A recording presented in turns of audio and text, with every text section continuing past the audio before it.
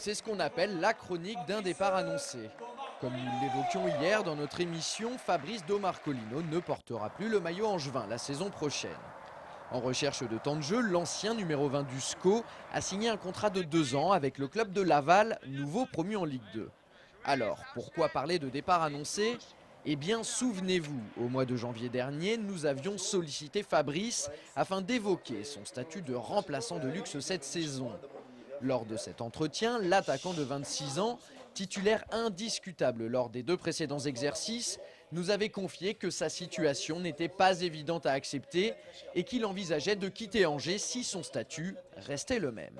Si aujourd'hui j'ai des clubs en Ligue 2 avec un projet intéressant qui me propose d'être titulaire et Angers me propose d'être numéro 4 en Ligue 2, c'est vrai que ce serait un choix difficile pour moi, mais il faudra que je fasse quand même un choix aussi pour moi. J'ai 26 ans, il faut que je pense aussi à moi, à ma carrière.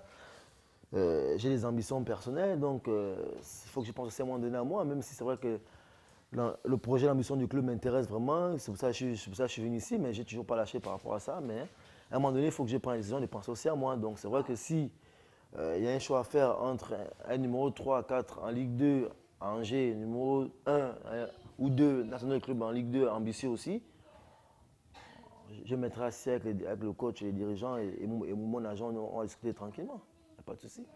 Les envies de départ de Fabrice ne datent donc pas d'hier. Encore fallait-il qu'il parvienne à trouver un accord avec les dirigeants angevins, ce qui n'était pas gagné d'avance. On vous rappelle que Fabrice était lié au SCO jusqu'en juin 2010. Alors, comment se sont passées les modalités autour du départ de Do vers Laval? Réponse d'Olivier Piqueux, le manager général d'Angers SCO, que nous avons réussi à joindre lors de son voyage au Congo. On a libéré, il lui reste un an de contrat.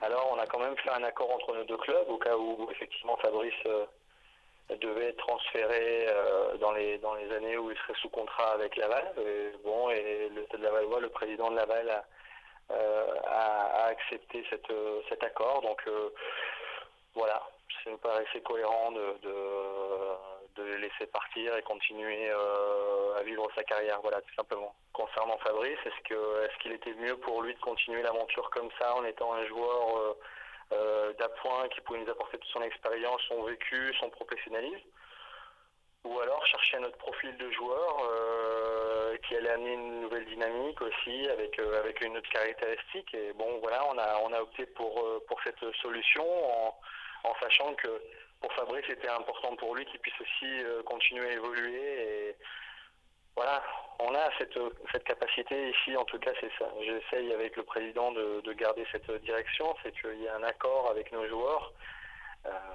Voilà, mais il faut qu'on continue à avoir envie de porter le maillot du SCO d'Angers. Et ça, c'est la base de tout. Alors Fabrice était très très bien ici, il avait envie de continuer l'aventure, il avait envie d'avoir du temps de jeu supplémentaire. C'est pas notre façon de travailler. Avec Jean-Louis Garcia, on crée un effectif, mais on ne donne pas de temps de jeu avant de commencer. Donc voilà.